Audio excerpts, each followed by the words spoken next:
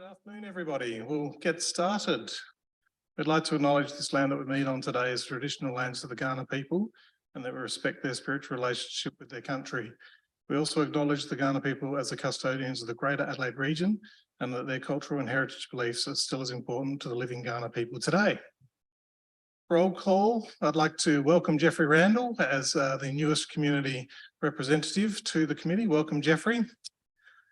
We have apologies from Mayor Karen Redman. We haven't heard from Adrian as yet. We're hoping he'll arrive shortly. If not, we'll note him down as an apology later on in the meeting. Motions to otherwise, everyone else is here, and welcome back as community representatives to Deborah Good and Judy Gillett-Ferguson. Thank you so much again for joining us. Motions to grant leave of absence. Do we have any? There be none, we'll keep moving. We have no one on leave of absence.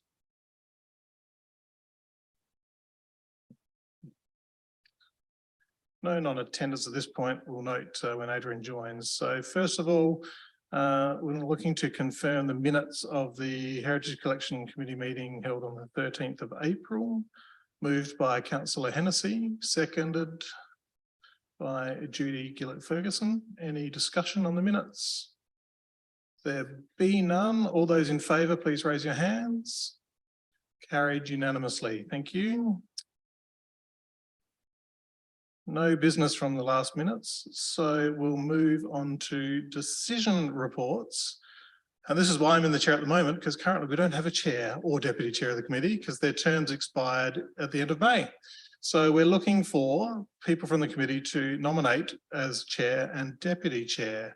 So I'll open it up to the committee as to who would like to nominate as the chairperson first of all. Yes, Councillor Henderson. Yes, through you, Chair, I'd like to nominate Judy Gillett-Ferguson as the chairperson, and with her permission, Deb Good as the deputy. Judy, are you comfortable? Deb, are you comfortable? Beautiful. Those nominations are received. Is anyone else wanting to nominate? If not, we can add those names in. All hands are very down. Thank you, Councillor Koch. So we'll put Judy Gillett-Ferguson as chair and Deborah Good as deputy chair. So that's the motion we have in front of us. Any discussion? If not, we'll put the motion. All those in favour, please raise your hands. Carried unanimously. Thank you. So Judy, if you'd like to come to the chair's position again and carry on with the meeting. Thank you.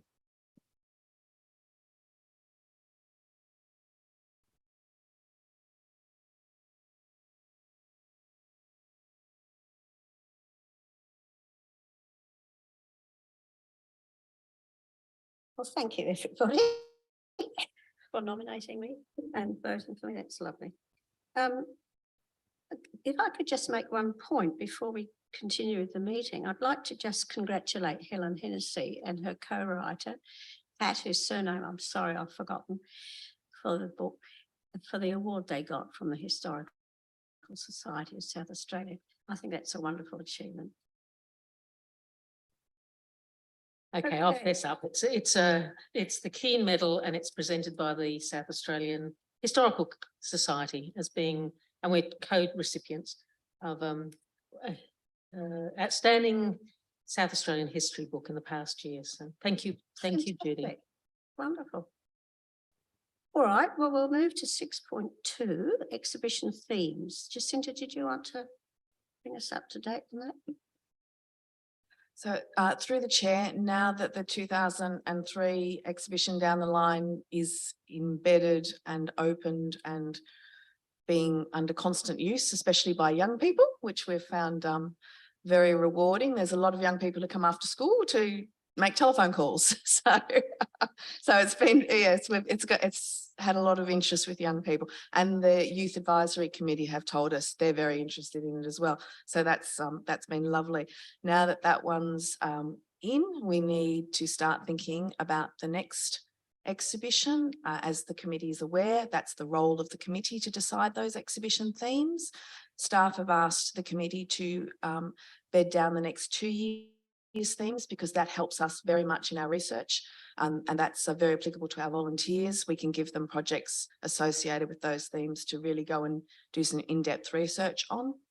The committee will remember that they had a workshop some years back and developed key themes and prioritised those themes. So the last two exhibitions on food production and on music and cinema, and then communication, came from that workshop.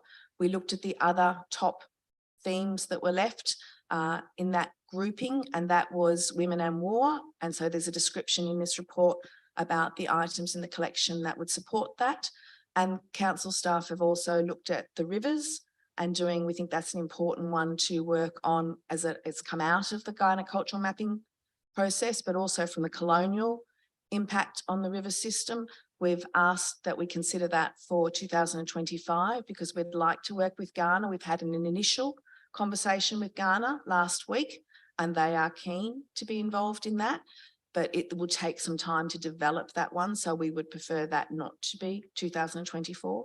And with the interest in Pioneer Park and the opportunities that that has brought forth for us to have a conversation in the community about the history of that space, not just its current use, but its history as a cemetery, but also Willison Cemetery, which is heritage listed. We thought and we are calling it Hatch, Match and Dispatch internally, but we thought an exhibition on the life cycles in Gawler could be really interesting in that we could talk about our cemeteries. We have things to support that. We have got the Malden Nankerville wedding collection, which is an incredibly rare collection to have such a snapshot of a young couple in the 1950s in Gawler.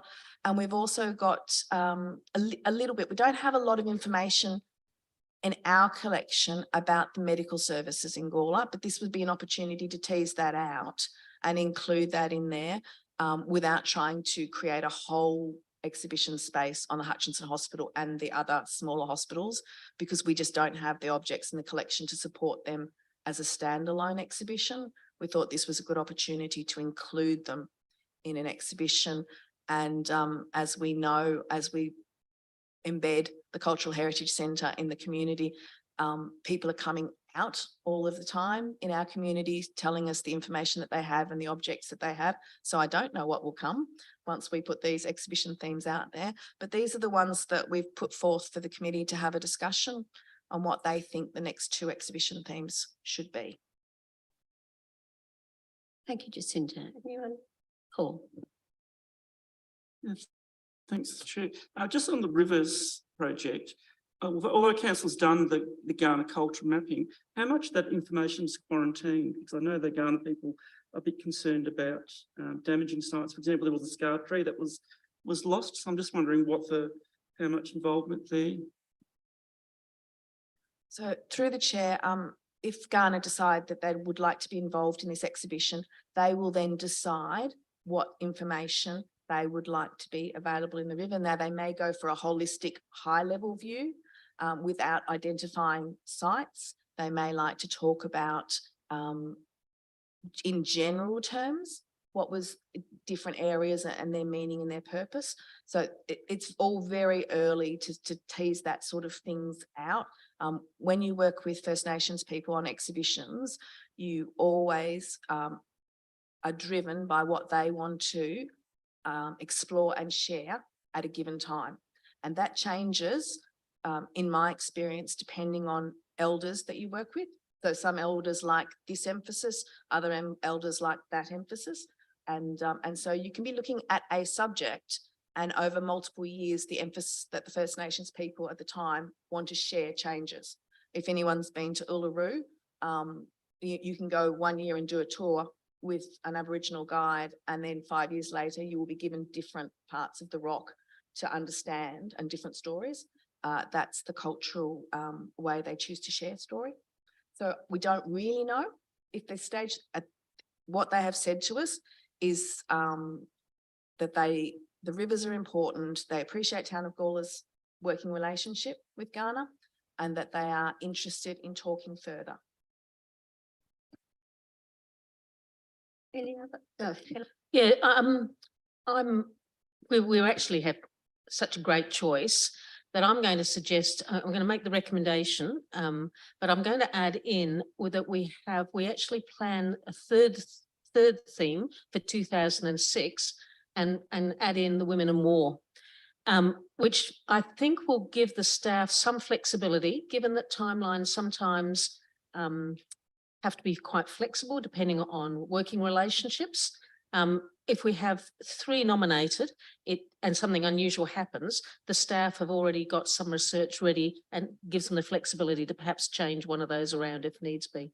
The other reason I want to also bring in women in war is that I know there's a lot of interest in the community for that one as well. And even if we say, you know, we've got a couple of years to get ready, I think we're sending out the right signal to say, you know, start to get your information together and we'll start collecting that as well. So on that basis, yeah, I'd like to recommend that the Heritage Collection Committee recommends that to Council that the Heritage Exhibition for 2024 is, as staff have indicated, the cycle of life. The theme for 2025 would be the rivers, and the theme for 2026 would be women in war, Gawler stories.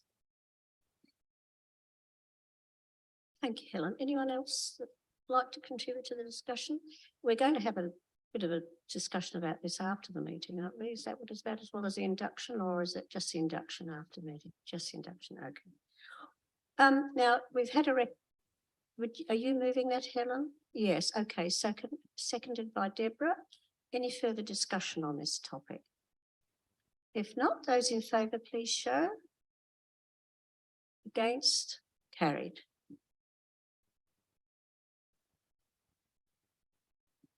Chair, can I just add to that? I'm sorry, I should have mentioned it, is that there was a particular line that jumped out of that report, which is at the bottom of the second paragraph under the discussion, that we're attracting new visitors with different interests, including community members who did not necessarily see themselves as consumers of cultural tourism. Yes, we're there.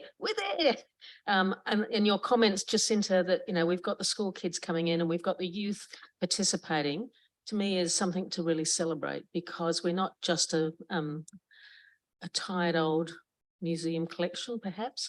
We're actually now engaging in that cultural tourism, and people are coming to Gawler. And Martin Walker has said to several of us that every time he attends a lot of meetings in Adelaide, that people are starting to say, oh, I keep hearing about Gawler. What's happening up there? So I think we're on a bit of a roll now, and we're really moving along with some flying colours. So well done. Thank you, Helen. Yes, Deborah. What you said before about anything more on women and war.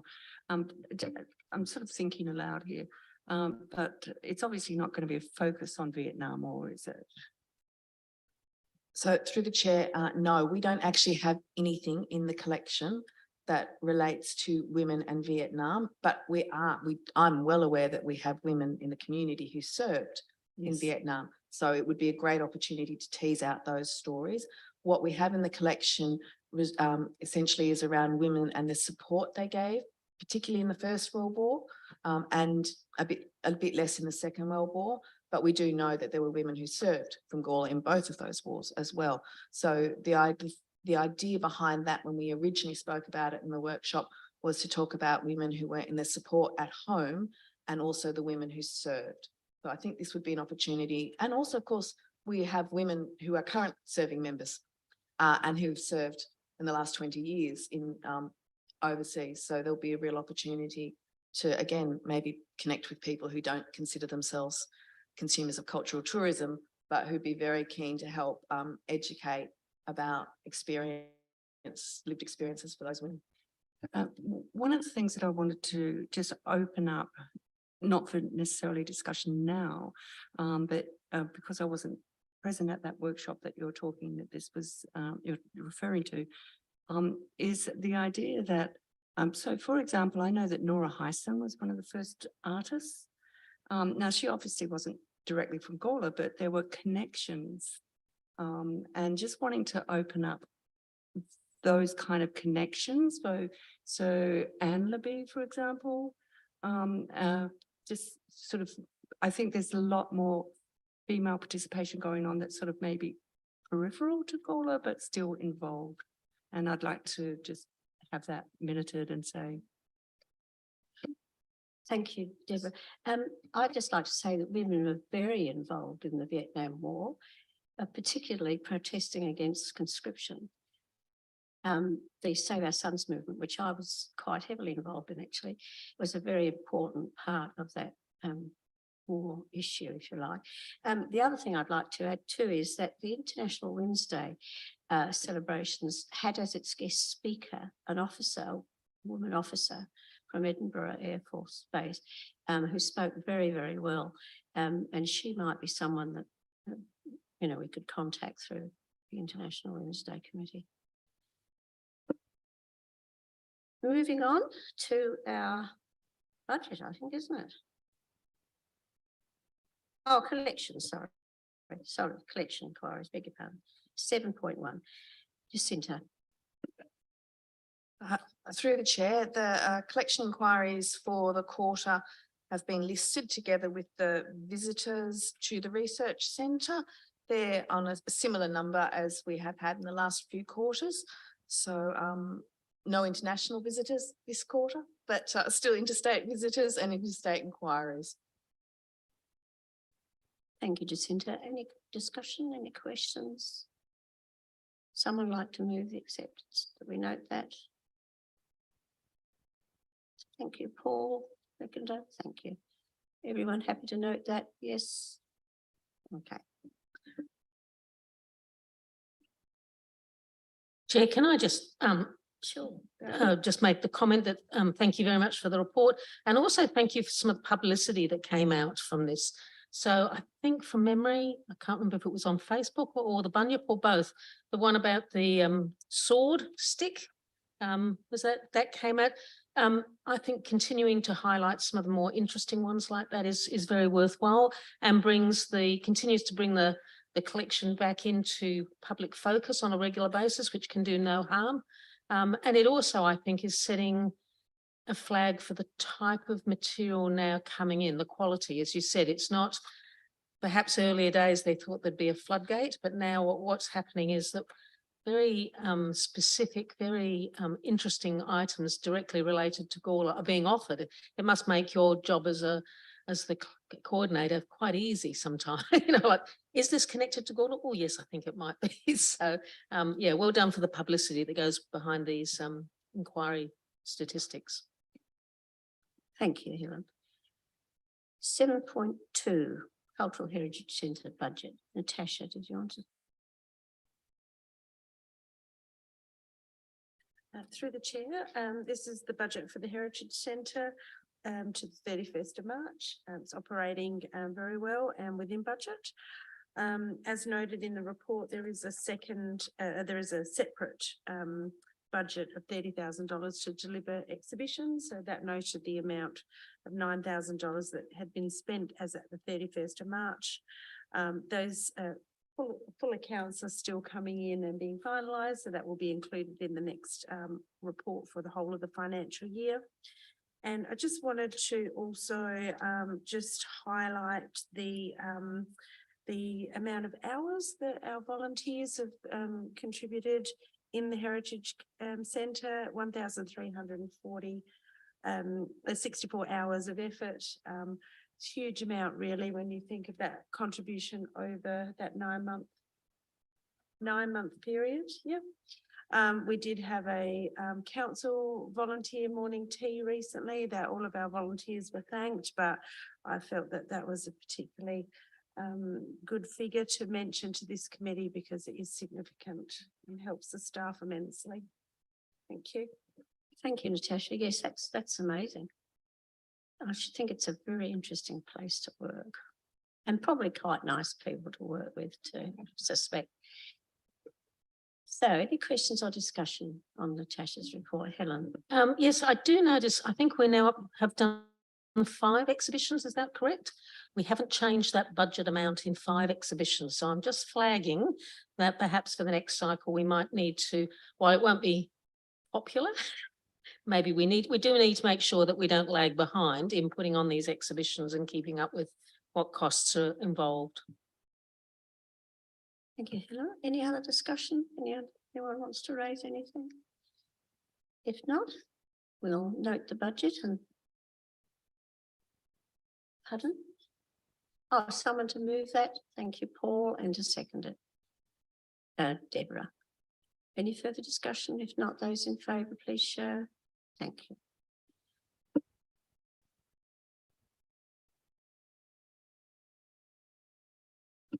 Items listed for discussion. We've talked about the updated motion list 8.1. Anybody want to talk about that or raise anything in relation to that? Future mandatory training for community representatives 8.2. Does anyone want to raise anything in Yeah. relation to that? Go back, okay. Yeah, sorry, with the running sheet for, I'm just wondering for an update, please, on the material that went off to Art Lab. From memory, we sent quite a large list. I think there were about 9 items. I'm just wondering how that's progressing. So through the chair, 8 of the items are undergoing conservation. Art Lab have changed their procedures. Previously, they would invoice for work that wasn't completed by June 30th. Now they're not allowed to do that. One of our most difficult books, which was about $3,500 of that allocation, they lost a couple of staff members, so they weren't able to complete that book this financial year. So that won't be as part of the group that will come back, but they're all due to be finished before June 30th, and they'll be back at the Cultural Heritage Centre around that time. Thank you, Jacinta. Any other questions relating to the running sheet? No? Okay. We'll move to 8.1. Future mandatory training, which is, I guess, what we're going to be doing after the meeting. Yes, that's exactly right. So through the chair, that is tonight, straight after this meeting, or as near as possible to, when Susie, our governance team leader, can make it down here from the admin centre. She's on her way. Connie informs me, so that's good. That's for the community representatives, as council members have had that training through their mandatory training processes already. So they can skive off. They can. Thank you. Okay, item 9, items listed for discussion at future meetings. Helen. Sorry, I seem to be dominating a bit. It was excellent to read through terms of reference and our management plan again, and refresh ourselves with our, what we're to focus on. But I'm just thinking it might be time to actually look at that management plan in a little bit more detail and perhaps draw some, or hear from staff how they, where they think they are. Some of it, the timelines, of course, when you put a management plan out, have to be flexible. Some things are dragging, some things we're ahead. Is it time to readjust? Could we have perhaps just a discussion about how we feel we're going, and do we need to give some things some different focuses? So I thought that might be something that we could have, I'm just going to say, a general discussion about rather than anything else. How does everyone else feel? Yes, exactly. How does everyone else feel? Any comments? Any response to Helen's suggestion? No? All right. Any questions without notice? No. Any motions without notice? Well, I will close the meeting and we'll await our team leader when she arrives. The next meeting is the 10th of August at 4 o'clock. Thank you, everybody.